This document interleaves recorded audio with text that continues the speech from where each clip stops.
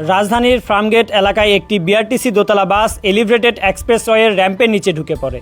এই সময় বাসটি একটি পিলারের সঙ্গে ধাক্কা খায়।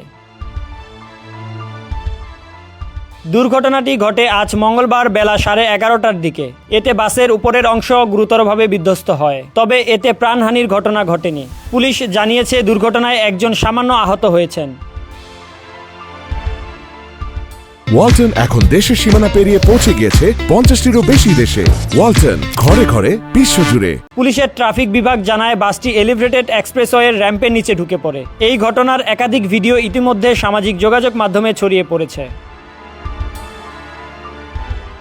এর আগে চলতি বছরে মার্চ মাসে একই স্থানে এলিভেটেড এক্সপ্রেসওয়ের পিলারের সঙ্গে দোতলা বিআরটিসি বাসের ধাক্কা লাগে। ওই সময় এক্সপ্রেসওয়ের পিলার কিছুটা ক্ষতিগ্রস্ত হয়।